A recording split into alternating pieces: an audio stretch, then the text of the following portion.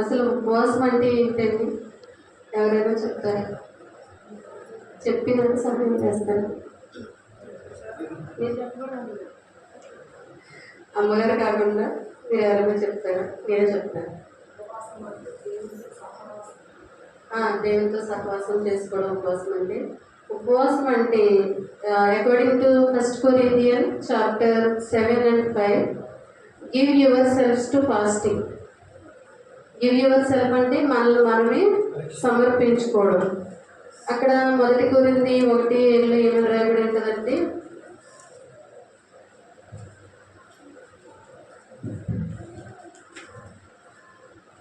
శిష్యులు కొంచెం ఎడబాటు కలిగి ఉండాలి అనేసి చెప్తారు. అది ఇంగ్లీష్ బైబిల్లో ఏమనుందంటే, different ye not one the other expected be with consent for a time that you may give your shelves to fasting and prayer.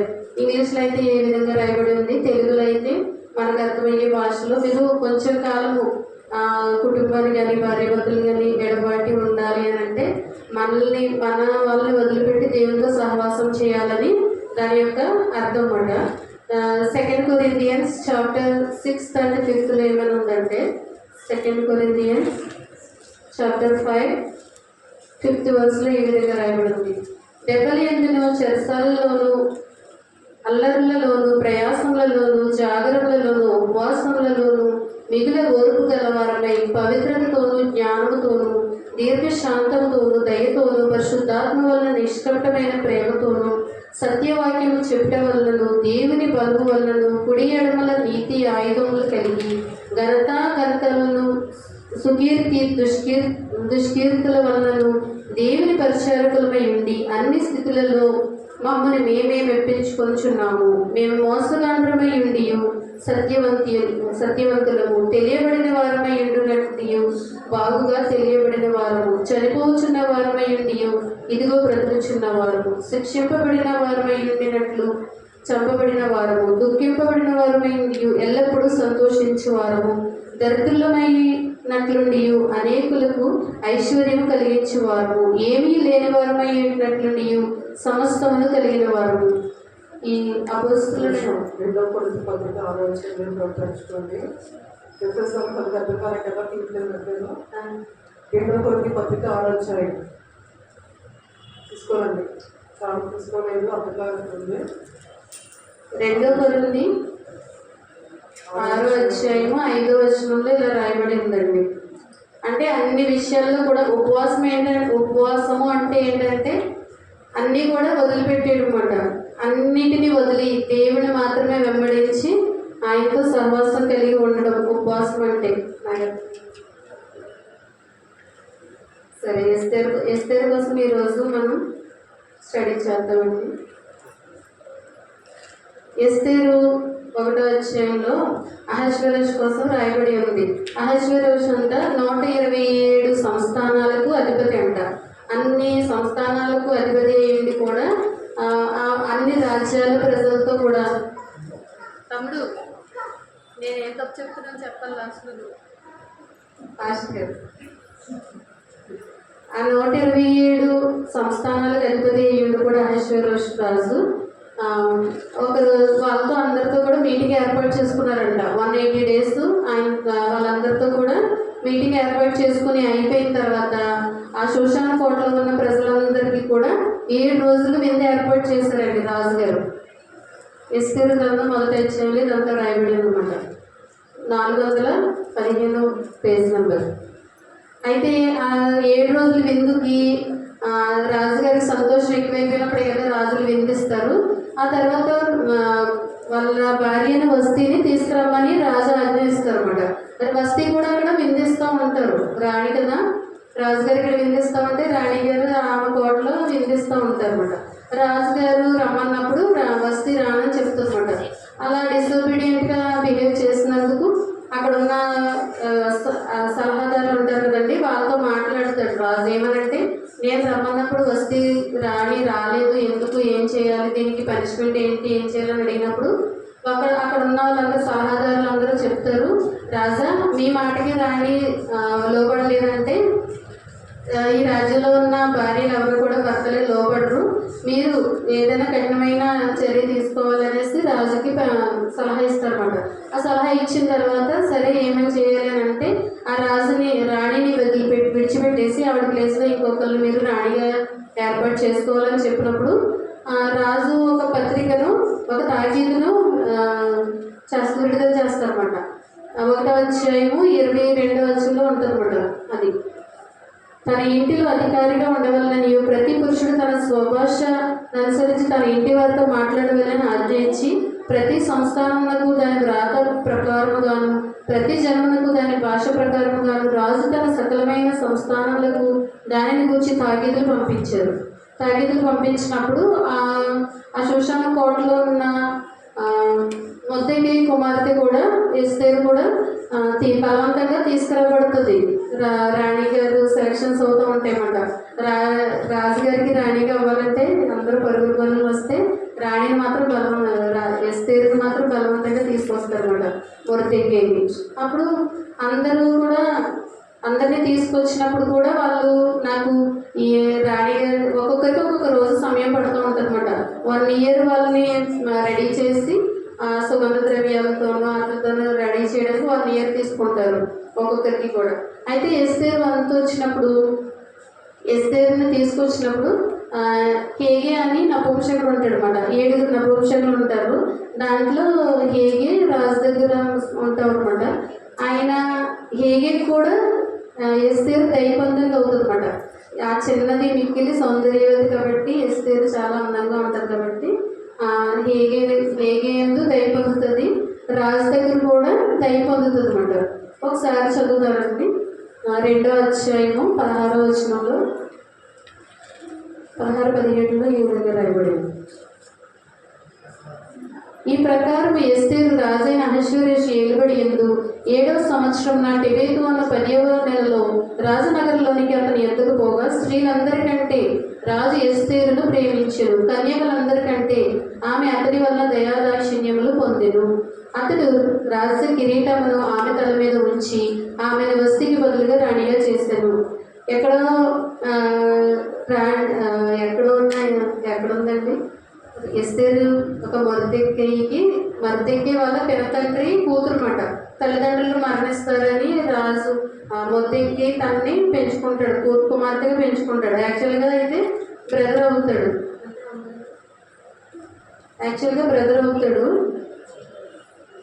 ఇక్కడ ఉంది చూడండి, 2వ అధ్యాయము 7వ వచనంలో ఉంది. తన పినతండ్రి అయిన కుమార్తె అయిన హదస్సాను ఎస్తేరు తల్లిదండ్రులు లేనిదై ఉండగా అతడు ఆమెను పెంచుకొనెను. ఆమె అందమైన రూపమును సుందర ముఖము గలదై ఉండెను. ఆమె తల్లిదండ్రులు మరణం పొందిన తరువాత మొర్దెక్కై ఆమెను తన కుమార్తెగా స్వీకరించెను. Thank you. ఈ చెల్లి అవుతుందండి యాక్చువల్గా మొర్దెక్కైకి. అయితే తన కుమార్తెగా స్వీకరిస్తాడంట. స్వీకరించి తను పెంచుకుంటా ఉంటే ఇలా ఎప్పుడైతే తీసుకురాబడిందో రాణి అయిపోతుంది. రాణి అయిపోయిన తర్వాత చాలా సంతోషంగా ఉంటారు కదండి. చాలా సంతోషంగా ఉన్నప్పుడు మొర్దెక్కై కూడా ప్రతిరోజు కూడా అంతఃపురంలో తన ఎలా ఉంది ఏంటి అనేసి ప్రతి దినం మొర్దెక్కై కూడా తన కోసం తిరుగుతూ తన ఏమంటారంటే చూస్తూ ఉంటాడు అన్నమాట. తన కుమార్తె ఎలా ఉంది ఏంటి పరిస్థితి అని.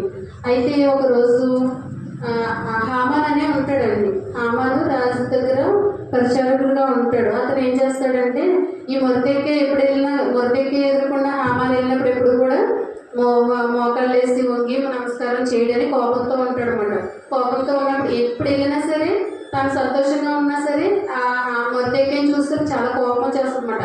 ఎలా అయినా సరే మొర్దెక్కైని చంపేయాలి అని అనుకున్నప్పుడు ఈ విధంగా కోపంతో ఉన్న హామాన్ ఏం చేస్తాడంటే ఒకరోజు రాజు దగ్గరికి వెళ్ళి, రాజా మన రాజ్యంలో కొంతమంది ఉన్నారు, మన రాజ్యానికి కాలిన వారు ఉన్నారు, వాళ్ళని నువ్వు ఎలా అయినా సరే వాళ్ళని చంపేయాలనేసి రాజాజ్ఞ తయారు చేస్తాడు అన్నమాట. రాజాజ్ఞ అయిన తర్వాత ఈ రాజాజ్ఞ ఎప్పుడైతే ఏర్పాటు చేశాడో హామాను, వాళ్ళకి రాజుకి తెలియదు, రాణికి తెలియదు అనమాట. రాణికి తెలియకుండా మొద్దుకి తెలుస్తుంది. 4వ అధ్యాయంలో ఒకసారి చూద్దామండి. జరిగినదంతే తెలియగానే మొదటికి తన బట్టలు చింపుకొని గోనె బట్టలు వేసుకుని బూడిద పోసుకుని పట్టణము మధ్యకు బయలు వెళ్ళి మహాశోకముతో రోదనము చేసి రాజు గుమ్మము ఎదుటికి వచ్చాడు. గోనె బట్ట కట్టుకుని వాడు రాజు గుమ్మమును ప్రవేశింపకూడదని ఆజ్ఞ కలదు. గోనె బట్ట ఎవరు కట్టుకుంటారంటే గోనె బట్ట యూదులు కట్టుకుంటారండి. యూదులు మాత్రమే ధరిస్తారు. ధరించి ఉపవాసం ఉండి గోనె బట్ట వేసుకొని బూడిద చల్లుకొని ప్రార్థించే ఆ యొక్క యూదులకి ఆజ్ఞ ఉందన్నమాట. అది తను చేస్తున్నాడు. మొదటిగా ఎప్పుడైతే చేస్తున్నాడో ఆ యూదులు ఉపవాసం ఉండి మహా దుఃఖంలోను ఏడుపులోను రోదనలోను మునిగిన వారే అనేకులు గోనెను బూడిదను వేసుకొని పడి ఉండిరంట. ఈ ఆజ్ఞ ఎప్పుడైతే బయటకు వెళ్ళిందో అందరూ కూడా చాలా సాడ్గా ఉండి దేవుణ్ణి బ్రతిమలాడు. ఇప్పుడు మనకు కూడా అంతే కదండి, ఏదైనా కష్టం వచ్చిందనుకో అది మనుషులకు చెప్పినా ఎవరికి చెప్పినా అది జరగదు, ఖచ్చితంగా జరగదు 100%. అప్పుడు మనం ఏం చేస్తామంటే మనల్ని మనం తగ్గించుకొని ఉపవాసం ఉండి ప్రతిష్ఠ దినములు మనం కొన్ని రోజులు ఏర్పాటు చేసుకున్నాం. 1, 2, 3 తెలియదు, దేవుడు ఎన్ని రోజులు ప్రేరేపిస్తుంది. లేకపోతే మన వారం చొప్పున మన సమస్యను బట్టి మనం ఉపవాసం ఉండి మనం కూడా దేవుని దగ్గర తగ్గించుకుని మనం కూడా ఉపవాసం ఉండి ప్రార్థన చేసినప్పుడు దేవుని యొక్క హృదయం కరిగిపోతుంది. ఆ ఉపవాస ప్రార్థన తగిన ప్రతిఫలం ఖచ్చితంగా ఇస్తాడు. అదే ఎస్తేరు జీవితంలో కూడా జరిగింది, మొర్దెకై జీవితంలో జరిగింది. యూదులందరి ఉపవాస ప్రార్థన దేవుడు వ్యర్థం చేయలేదు. అయితే ఎప్పుడైతే వీళ్ళందరూ ఉపవాసం ఉన్నారు అనేసి మొర్దెకై పంపిస్తారన్నమాట. ఇలా జరుగుతుంది, నీ రాజ్యంలో తెలుసా, నువ్వు ఏమి చెయ్యి, ఈ సమయం ముందు ఏమీ చూడక మౌనంగా ఉన్నాయి కదా, యూదులకు సహాయము విడుదలయ్యే మరి ఒక చోట నుండి వస్తుంది అని చెప్తాడనమాట. నీవును నీ తండ్రి ఇంటి వారిని నశించుదురు, నీవు ఈ సమయమున బట్టి రాజ్యమునకు వచ్చితివేమో ఆలోచించుకోమని చెప్పాను. నువ్వు ఈ సమస్య కొరకే నువ్వు అక్కడ రాజుగారి దగ్గరికి వచ్చావేమో.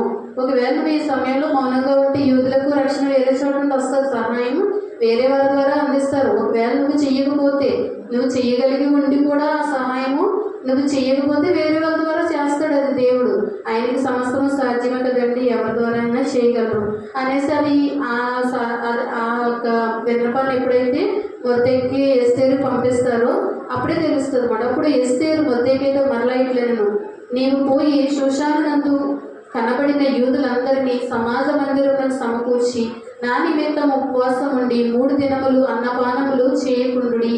నేను నా పనికత్తెలను ఉపవాసముందుము ప్రవేశించుట న్యాయ వ్యతిరేక్తముగా ఉన్నను. నేను రాజునందుకు ప్రవేశించదును, నేను నశించదను అని చెబుతుంది. చూడండి ఎంత కమిట్మెంట్తో కూడిన ఆ మాటలు చెప్తుందో. నాకు ఎస్తేరు కోసం స్టడీ చేయాలని చాలా ఇష్టం అన్నమాట. అక్కడ ఏం చెప్తుంది, అక్కడ తండ్రి ఏం చెప్పాడంటే నువ్వు సహాయం చేసినా చేయకపోయినా యూదులకు వేరే చోట నుండి సహాయం అందుతుంది అన్నప్పుడు ఎస్తేరు ఏం చెప్పాలి, సరే మొర్దెకై నేను వెళ్తాను, లాస్ట్తో మాట్లాడతాను అని చెప్పాలి కదా. మీరందరూ నా కోసం ఉపవాసం ఉండమని అడుగుతుంది. ఇక్కడ అందరూ ఎవరి కోసం ఉంటున్నారు, తన ప్రజలందరి కోసం, మా యూదులందరినీ రక్షించాలి దేవుడు అనేసి వాళ్ళు ప్రార్థన చేస్తుంటే ఇక్కడ ఎస్తేరు ఏమని ఇచ్చిందంటే నా కోసం మీరు అందరూ ప్రార్థన చేయండి, నేను నశించినా, నేను చనిపోయినా, నేను బ్రతికినా నేను తెగించి వెళ్తాను దేవుడి కోసం, దేవుని బిడ్డల కోసం అని చెబుతుంది. అప్పుడు వెళ్ళిన తర్వాత మొర్దెకై బయలుదేరి ఎస్తేరు తమకు ఆజ్ఞాపించిన ఇంతటి ప్రకారము జరిగించాడు. ఎస్తేరు ఇక్కడ ఏం చేస్తుందంటే ఆర్డర్ వేస్తుందండి. అక్కడ తండ్రి కదా, తండ్రికి ఎవరైనా ఆర్డర్ వేస్తారా, ఎస్తేరు రాణి కదండి, ఆ టైంలో ఆర్డర్ వేస్తుంది. వెళ్ళిన తర్వాత 3 దినములు ఎస్తేరు రాజభూషణంలో ధరించుకొని రాజనగర్ యొక్క ఆవరణంలో రాజసన్నిధికి వెళ్ళి నిలిచిందంట. ఈ 3 దినాలు కూడా ఉపవాసం ఉండి డైరెక్ట్గా వెళ్ళిపోయిందండి రాజుగారికి రాజుగారు రమ్మంటే కానీ వెళ్ళడానికి రాణి అయినా కూడా అధికారం లేదన్నమాట. ఆ దినాల్లో ఆయన కబురు పెడితేనే రాజధానికి వెళ్ళాలి. అయితే ఇక్కడ యూదుల కోసం ఎస్తేరు ఏం చేసిందంటే తన కమిట్మెంట్తో కూడుకుందన్నమాట. నేను నశించిన, ఒకవేళ రాజుకి కోపం వస్తే వెంటనే మరణ శాసనమే, అక్కడ చంపేయండి అని పంటలకు ఆజ్ఞాపిస్తే చంపేయాలి. కానీ ఎప్పుడైతే ఉపవాసం ఉండి 3 దినాలు ఉపవాసం ఉండి రాజు సన్నిధికి వెళ్ళి అలా నిలబడిందో రాజు దగ్గర దయ పొందిందంటే, దయ పొందింది. అప్పుడు ఏమని అడుగుతారంటే 5వ అధ్యాయము 2లో ఉంటుందండి. అతనికి దయ పుట్టిందంట ఎస్తేరుని చూడగానే. రాజు తన చేతిలో నుండి బంగారపు దండమును ఎస్తేరు చెట్టు చాపగా ఎస్తేరు దగ్గరకు వచ్చి రాజదండం పట్టుకుంటారు. ఎస్తేరు అక్కడ రాణి ఎందుకు వెళ్ళిందో తెలియదు. రాజు అయితే ఏమంటున్నాడంటే, ఎస్తేరు నీకు ఏం కావాలి, నీకు రాజ్యంలో సగభాగం కావాలా అని అడుగుతాడు అనమాట. ఇక్కడ ఇంటర్ రిలేటెడ్గా ఉంటారు అనమాట. ఇప్పుడు వచ్చింది, ఇప్పుడు నేను వచ్చానందుకు మీ దగ్గరికి ఏమో స్వర్ణ ఎందుకు వచ్చావు అని అడగాలి కదా. అక్కడ అలా అడగకుండా నీకు నా రాజ్యంలో సగభాగమైనా ఇస్తానని అంటాడు. అప్పుడు రాణి ఏమంటుందంటే, రాజా నేను నీ దయ పొందిన దాన్ని అయితే విందుకు రమ్మని చెప్తుంది అనమాట. అది 6వ అధ్యాయంలో ఉంది. హామానును మీరును ఇద్దరిని రమ్మంటుంది. రాజా మీరు ఒక్కరి కాదు, హామాను తీసుకొని మీరు విందుకు రమ్మని ఇన్వైట్ చేస్తారన్నమాట. ఇన్వైట్ చేసినప్పుడు ఫస్ట్ డే ఇన్విటేషన్కి వస్తారు. వచ్చిన తర్వాత రాజు అడుగుతాడు, ఏం కావాలి ఇస్తారు నీకు రాజ్యంలో సగభాగం కావాలంటే, లేదు రాజా, రేపటి దినమున నేను నీకు మనవి చేసుకుంటాను, ఇదే నా మనవి నా కోరిక అని చెప్తుంది. నాకు కూడా చదివినప్పుడు అర్థం కాలేదు. డైరెక్ట్గా చెప్పేయచ్చు కదా, రాజా నువ్వు రాజాజ్ఞను పాస్ చేసావు కదా, నా ప్రజలందరూ చనిపోతున్నారని అడగచ్చు కదా. అక్కడ ఎస్తేరు చాలా జ్ఞానంగా చాలా యుక్తంగా మాట్లాడినట్టు నాకు అనిపిస్తుంది అన్నమాట. నేనైతే చాలా తొందర పెడతాను, డైరెక్ట్గా మనం అసలు ఏమనుకుంటామో మనసులో మాట్లాడేస్తామన్నమాట. అక్కడ ఎస్తేరు అయితే చాలా జ్ఞానంగా ఆలోచించి, ఈ రోజు విందు అయిపోయింది కదా రాజా, రేపు నా మనవిని మీకు చెప్తానని చెప్తుంది అనమాట. అప్పుడు హామాన్ కూడా చాలా సంతోషించి మనోల్లాసం గలవాడే బయటకు వెళ్తాడు. ఈ రాణి గారు నన్ను పిలిచారు, నాకు రాజుతో పాటు కూడా నన్ను చాలా బాగా ప్రేమించడం వల్లే కదా పిలుస్తారు అనేసి చాలా సంతోషంగా వెళ్తున్నప్పుడు మళ్ళీ మొద్దికే కనిపిస్తాడు. మొద్దికే కనిపించినప్పుడు మొద్దికే చాలా కోపంగా ఉండి ఇంటికి వెళ్ళిన తర్వాత హామాన్ చెప్తాడు, ఏమనంటే ఈ రోజు కూడా మొద్దికేని చూశాను, నాకు సాగిలు పడలేదు అని కోపంగా ఉన్నా. అంటే అక్కడ భార్య ఏమని చెప్తుందంటే, జరేషు నువ్వు ఒక స్తంభాన్ని చేయించి ఉరికంబం చేయించి ఆ ఉరికంబం మీద నువ్వు ఈ మొద్దికేని ఉరి వేయించేలాగా రాజుతో మాట్లాడమని చెప్తుంది. ఎవరైనా అలా సలహాలు ఇస్తారండి? పోన్లే హామాను, నీకు చెయ్యకపోతే ఏమైంది, తనే రాజులు ప్రజలందరూ నీకు మొక్కుతున్నారు కదా, ఆ ఒక్క మొద్దికేని ఎందుకు పట్టించుకుంటున్నావు అనేసి కూడా తను చెప్పగలరు. అలా కూడా చెప్పవచ్చు, కానీ సలహా ఇస్తుంది అన్నమాట. ఇక్కడ అలాంటి ఆలోచనలు కూడా మనలో ఉండకూడదు అన్నమాట. ఇచ్చినప్పుడు ఏం చేస్తారంటే చేయించిన తర్వాత హామాను రాజు దగ్గరికి వచ్చి ఇలా చేసిన వాళ్ళకి అన్నయ్య ఒక రోజు ఏం జరుగుతుందంటే, హామాను అహష్వేరోషుని చంపేయాలని ఇద్దరు నపుంసకులు మర్డర్ ప్లాన్ చేస్తారన్నమాట. చేస్తే అది మొద్దికేకి తెలిసి ఆ మొద్దికే రాజుతో ఆ మర్డర్ జరగకుండా రాజు చనిపోకుండా కాపాడుతాడు. ఒకరోజు రాజుకి నిద్ర పట్టకుండా ఒకసారి రాజ్యోత్సవ గ్రంథం సమాచార గ్రంథం తీసుకురమ్మని ఆజ్ఞిస్తారు. ఆ రాజు వచ్చిన తర్వాత గ్రంథం తీసుకొచ్చిన తర్వాత చదువుతున్నప్పుడు మొర్దెకే చేసిన మంచి నీతి కనబడుతుంది.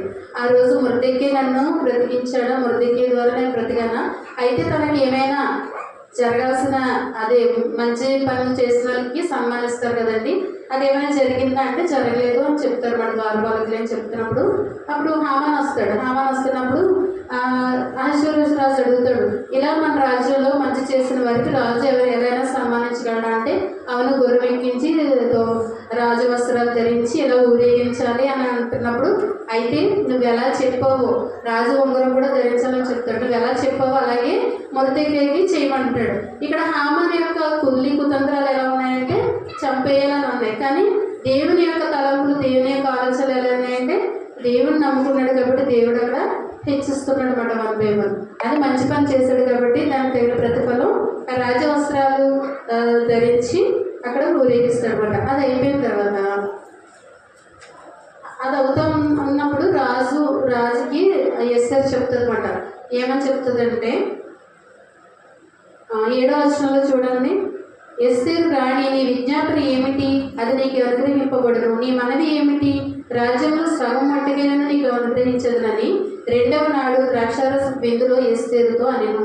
అప్పుడు రాణి అయిన ఎస్తేరు ఇలాగూ ప్రత్యుత్తరం ఇచ్చెను, రాజా, నీ దృష్టికి నేను దయ పొందిన దానైన ఎడల రాజువైన తమకు సమ్మతి అయితే నా విజ్ఞాపనను బట్టి నా ప్రాణమును నా మనవిని బట్టి నా జనులను నాకు అనుగ్రహింపబడును కాక సంహరింపబడుటకు హతము చేయబడి నశించుటకును నేను నా తండ్రులను కూడా అమ్మబడిన వారము, మేము దాసులముగాను దాసురాండ్రముగాను అమ్మబడిన ఎడల నేను మౌనముగా నుందును. ఏదైనా మా విరోధిని తప్పించుకున్నటకై మేము రాజునకు తమరిని శ్రమపరచుట యుక్తము కాదు. అందుకు రాజైన అహష్వేరోషు ఈ కార్యము చేయుటకు తమ మనస్సును దృఢపరుచుకున్న వాడెవడు, వాడేడి అని రాణి ఎస్తేరును అడగగా, ఎస్తేరు మా విరోధియగు ఆ పగవాడు దుష్టుడు ఈ హామాని అని చెప్తుందన్నమాట. ఆ రాజశాసనం చేసింది ఎవరు? రాజుకు తెలియదా అండి? రాజే కదా సైన్ చేసి ఆ ముద్ర వేస్తేనే కదా రాజశాసనం ఎలా వెళ్ళింది. అదే హామాన్ చేశాడు, ఆ హామాన్ చేసింది రాజు ముద్ర వేశాడని తెలుసు కదా. అయినా మళ్ళీ ఎస్తేరుని అడుగుతున్నాడు అనమాట.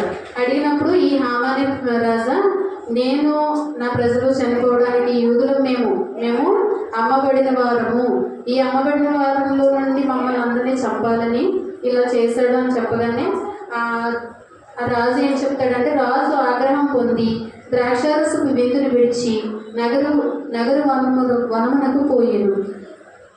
అయితే రాజు తనకి ఏదో హాని చేయని ఉద్దేశించి ఉన్నాడని రాణి అయిన ఎస్తేరు ఎదుట తన ప్రాణం కొరకు విన్నపం చేయటకు నిలిచాను. ఇప్పుడు ఏం చేస్తాడంటే, హామాను నా కాలు పట్టుకు, ఎస్తేరు ఇక్కడ కూర్చుంటే ఎస్తేరు కాలు పట్టుకోవడానికి వెళ్తాడు. రాణి నన్ను క్షమించు, నా తప్పు అయిపోయిందని చెప్పినప్పుడు రాజు ఆ చివరిని చూస్తూ ఉంటాడు. అసలే హామాన్ మీద కోపంగా ఉన్నాడు. ఇలాంటి నా రాణిని చంపేయడానికి, రాణి ప్రజలందరినీ చంపేయడానికి ఇలా రాజాగా నా ద్వారానే పాస్ చేశాడని కోపంగా ఉంటే, మళ్ళీ వెళ్ళి రాజు కాళ్ళు పట్టుకుంటూ ఉంటున్నప్పుడు కోపం వచ్చి రాజు వెంటనే వీళ్ళని ఉరి తీయండి అనేసి మొర్దెకైకి ఉరి తీయడకు హామాను చేయించిన 50 మూరలు ఎత్తుగల ఉరిపోయ్యను హామాను ఇంటి వద్ద ఉంది. ఆ హామాను ఇంటి వద్ద ఉరి తీయడని ఆజ్ఞాపిస్తాడు. 7వ అధ్యాయము 10లో ఉందన్నమాట. మొర్దెకైకి సిద్ధము చేసిన ఉరికొయ్య మీద వారు అతన్ని ఉరి తీసిరి. అప్పుడు రాజు యొక్క ఆగ్రహము చల్లారేను. ఆయనే శాసనం చేశారు, అదే హామానే చేయించాడు. హామాన్ చేయించింది చాలా తప్పు కాబట్టి ఆ చేసిన చెడ్డ పనికి దేవుడు చేసిన పనిష్మెంట్ అది ఉపవాస ప్రార్థన యొక్క ప్రతిఫలం. మొర్దెకై యూదుడు బబులోను రాజు నెబుకద్నెజరు ద్వారా ఈకొన్యాను పట్టుకొని పోయినప్పుడు ఇతడు కూడా ఈకొన్యాతో యెరూషలేముకు వస్తాడు. ఆ చెరపట్టబడిన వాళ్ళు ఈ ఎస్తేరు ఉంటుంది. ఎస్తేరు యొక్క మొర్దెకైతో పాటు ఎస్తేరు ఉంటుందండి. ఇప్పుడు ఎస్తేరు ఉపవాస ప్రార్థన ఏం జరిగిందండి? ఎస్తేరు ఉపవాసం ఉండడం వల్ల ఏం జరిగింది? తన ప్రజలను కాపాడుతుంది. అదే మొర్దెకై చేసిన ప్రార్థన తన ప్రజలను కాపాడింది. యూదులందరూ చేశారండి ఉపవాసం? యూదులందరూ కూడా ఉపవాసం చేశారు. అయితే ఎస్తేరు కమిట్మెంట్తో కూడిన ఫాస్టింగ్ ప్రేయర్ చేసింది కాబట్టి, నేను నశించదు అయినా సరే రాజు దగ్గరికి వెళ్తానని ఆ ఎస్తేరు రాజు విందుకు ఇన్వైట్ చేసినందుకు దేవుడు అటు విధమైన ప్రతిఫలం ఇస్తాడనమాట. అయితే దావీదు కూడా దేవునికి హృదయానుసారిగా ఉంటూ ఉన్నాడు. అబ్రహాము నా స్నేహితుడు అంటున్నాడు. మరి నిన్ను నన్ను చూస్తున్నప్పుడు దేవుడే కనుక మన కోసం ఇప్పుడు ఏమైనా చెప్పాలనుకుంటే ఏం చెప్తాడు? స్నేహితుడు అంటాడా? నా బిడ్డ నా అంటాడా? నా హృదయానుసారి అంటాడా? ఎస్తేరు చూడండి ఎంత దయ పొందిందో. ఇప్పుడు అహష్వేరోషు రాజు స్థానంలో దేవుణ్ణి మనం అప్లై చేసుకుంటాం. దేవుణ్ణి అహష్వేరోషు అనుకోండి, మనం ఎస్తేరు అంటే మీరు నేను ఒక్కొక్కరు. ఆయన అహష్వేరోషు దగ్గర ఎస్తేరు ఎటు విధంగా దయ పొందిందో మనం కూడా దేవుని దగ్గర దయ పొందేవారిగా ఉండాలి. మొర్దెకై ఎంత ప్రార్థనాపరుడు, నమ్మకస్తుడిగా ఉన్నాడు.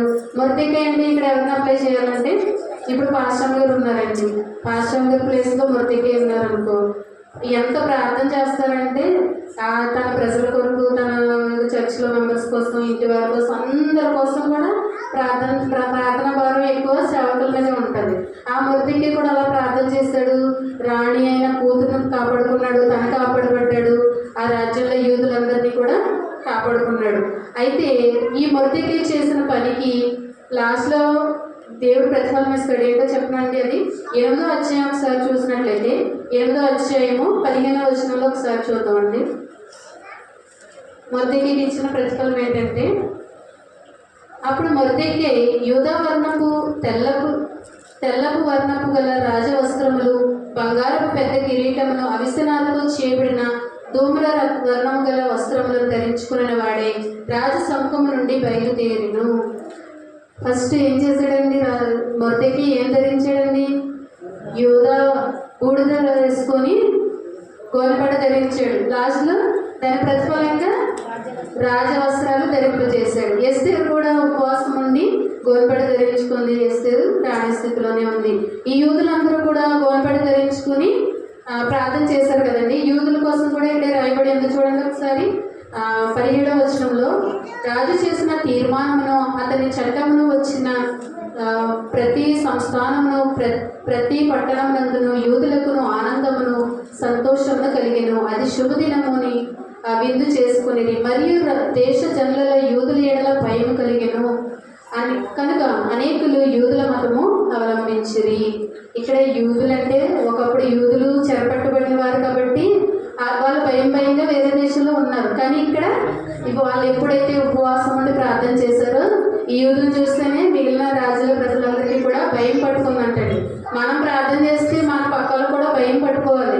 అమ్మో ఈయన ప్రార్థన చేస్తుంది, ఉపవాసం ఉండి ప్రార్థన చేస్తుంది, లేకపోతే ఈయన ఉపవాసం ప్రార్థన చేస్తారు, అమ్మో నాకు భయం, దేవుని ఉగ్రత ఎలా వస్తుందో మనకి తెలియదు అని భయం పుట్టారు. దేవుని ప్రజలమైన మనకు సాతానుగాడు గడగడ వనికి పారిపోవాలి. అటు విధమైన ఉపవాస ప్రార్థన మనం కలిగి ఉండాలండి. ఇక్కడ ఎస్ఐని చూసుకున్నాం, మొత్తేకేం చూసుకున్నాం, యూదులు ఎటు విధంగా ప్రార్థన చేసుకున్నారో మనం కూడా చూసుకున్నాం. అహశ్వరోజు ఆస్తులు సగం భాగమిస్తా ఉన్నాడు కదండి. ఇక్కడ ఆత్మీయంగా వాళ్ళ ప్రజలందరినీ ఎస్ఐ కాపాడుకుంది. హామానికి ఒక సపరేట్గా హౌస్ ఉంటుంది అనమాట. ఆ హౌస్ కూడా ఆస్తి కూడా ఎస్తేరుకి రాస్తాడు అనమాట. ఎస్తేరుకినా మొద్దకినా దేవుడిస్తాడు. ఇహలోక ఆశీర్వాదాలు ఇస్తాడు, పరలోక ఆశీర్వాదాలు కూడా ఇస్తాడు. మనం కూడా ఎప్పుడు ఏం సంపాదించుకోవాలి, ఏం తినాలి, ఏం త్రాగాలని కూడా మనం ఎప్పుడు ఆలోచించకూడదు. ఎందుకంటే మనం పుట్టడం, మనం మరణించడం, మనం బ్రతకడం అంతే కూడా ఆయన జీవగ్రంథంలో ఎప్పుడు రాస్తాడంట. మన మనుగడ అంతా కూడా ఆయన జీవగ్రంథంలో రాయబడి ఉంది. మనల్ని పుట్టించాడు, నిన్ను నన్ను పుట్టించాడంటే ఆయన ప్రణాళిక ఏమై ఉంది మన పట్ల అని ఆలోచించాలి. రేపు ఏం తిందాం, మనం రేపు ఏం కడదాం అస్సలు ఆలోచించకూడదండి. నశించుచున్న మన ప్రజల కొరకు కూడా మనం కూడా ఎస్తేరు వలె ఉపవాసం దినాలు ప్రతిష్ఠించుకొని ప్రార్థన చేయాలి. ఎస్తేరు ఎట్టి విధంగా దయ పొందిందో మనం కూడా దేవుని దగ్గర మనం దయను పొందాలి. ఆయన దయాదాక్షిణ్యాలు మనం పొందుకోవాలి. ఆయన దయాదాక్షిణ్యాలు పొందుకుంటే మనకి ఏం కావాలని ఇస్తాడా? ఇవ్వడండి, ఇస్తాడు. మనం అడగక ముందే మనకు అక్కరగా ఉన్నదేగా ఆయనకి తెలుసు. కానీ మనం ఏమని ప్రార్థన చేయాలంటే, lord what is your wish in my life? నీ విష్ ఏంటి, నీ ప్రణాళిక ఏంటి, నీ డిజైర్ ఏంటి, నీ యొక్క దర్శనం ఏంటి నా పట్ల? నన్ను పుట్టించావు కదా, నేనేం చేయాలి లోకంలో? నేను జీవించినంత కాలం నీ కొరకు నేను ఎలా సాక్షిగా బ్రతకాలి అని మనం కూడా ప్రార్థన చేసుకోవాలి. హామాను హౌస్ ఇచ్చాడు, ఇహలోక ఆశీర్వాదం. పరలోకంలో ఎస్తేరు ఇప్పుడు ఎలా ఉందండి అంటే అక్కడ కూడా రాణిగానే ఉందండి. ఒక పాశం గారు అదే చెప్పాను, వాక్యంలో విన్నాను నేను. అక్కడ కూడా మనం ఇక్కడ ఏ పని అయితే చేస్తామో అక్కడ కూడా పరలోక రాజ్యంలో మనకు అదే పని ఇస్తారంట. ఇప్పుడు పాశం గారు ఇప్పుడు ప్రీచింగ్ చేస్తున్నారు, ఆత్మను రక్షిస్తున్నారు, కాపాడుతున్నారు కదా, అక్కడ కూడా ఆత్మ రక్షించే పని ఉంటుంది. మనం ఇక్కడ సువార్త చేస్తున్నామంటే అక్కడ కూడా మనం ఆ పనిలో కూడా మనకి ఏదో పని ఇస్తూ ఉంటాడు ఆయన. ఇప్పుడు ఇక్కడ ఉన్న ఎస్తేరు రాణి చనిపోయింది, ఆ రాజ్యానికి వెళ్ళింది. అక్కడ ఒక ద్రాక్ష తోటలో పని చేస్తుందంట. ఆ ద్రాక్ష తోటలో యజమానురాలుగా ఎస్తేరు రాణి అక్కడ పరిపాలిస్తుందంట. ఇహలోక ఆశీర్వాదాల కోసం మనం ఎప్పుడు పరిగెట్టకుండా పరలోక రాజ్యంలో మనం చనిపోయిన తర్వాత ఏం సంపాదించుకుంటామని ఇక్కడే మనం ప్రిపేర్ అయ్యి వెళ్ళాలి. ఈ ఉపవాస దినాల్లో మనం అట్టి విధంగా ప్రిపేర్ అవ్వాలి. దేవునికి దగ్గరగా ఉండాలి.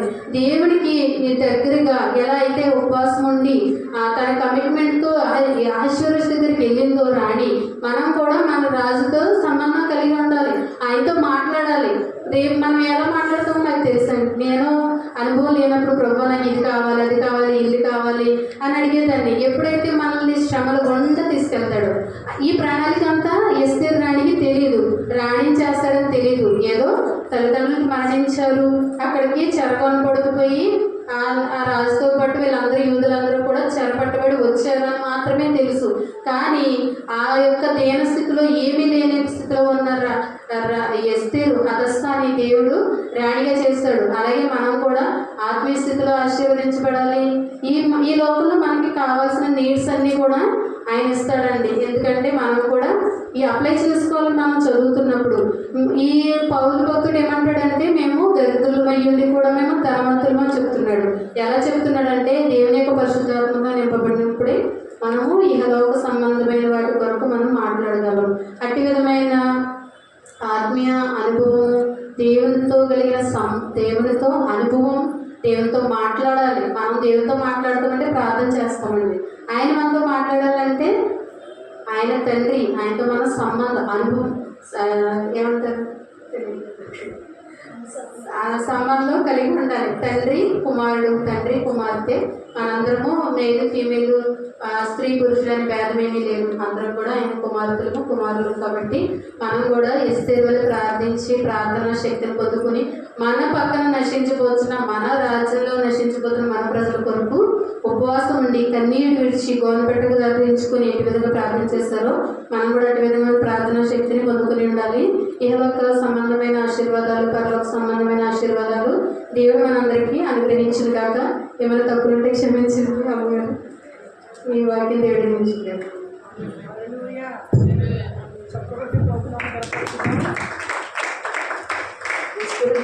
మొత్తం చెప్పేసి కదా, చాలా వివరంగా క్షుణ్ణంగా తక్కువ సమయంలో బాగా చెప్పాలంటే క్లోజ్ పడుతుంది.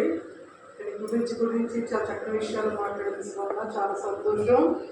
ఆత్మీయ గమనించుకుంటే మరి దుష్టుడైన హామాను సాతానుకి సాదృశ్యంగా ఉన్నాడు. హామాను యొక్క ఉద్దేశం ఏంటంటే మొద్దుకేయి నాకు వంగాలి, నాకు నమస్కారం చేయాలి, నన్ను పక్కాలి. సాతాను కూడా యేసు ప్రభువుని అది అడిగింది. ఈ లోక రాజ్యాలన్నింటినీ కూడా చూపించాక, బైబిల్ చూపించాక వంక నమస్కారం చేస్తే నాకు దాన్నంతా నీకు ఇచ్చేస్తుందని చెప్పిందంట. నేను ఢిల్లీ వెళ్తున్నప్పుడు ఈవినింగ్ టైం బయలుదేరాను. నేను అప్పుడే కొంచెం వెళ్తురు చీకటి రెండు ఉన్నాయి. ఫ్లైట్ ఎక్కకుండా టైం చూసాను నేను. ఇదంతా కూడా బాగా కనిపిస్తూ ఉంది. అప్పుడే లైట్లు ఆన్ చేస్తుంటున్నాను. ఈ బిల్డింగ్లు చూస్తుంటే ఎంతైనా అంతస్తు బిల్డింగ్లు చూస్తుంటే లైట్లు చూస్తుంటే అప్పుడు వెళ్ళేటప్పుడు చాలా బాగుంది. అలాగంటే అండి సాతాను యేసు ప్రభువుని ఎంతైనా కొండపై తీసుకెళ్ళిపోయిందంట. తీసుకెళ్ళిపోయి ఇంకా లోకమంతా కూడా చూపించిందంట. అలాగే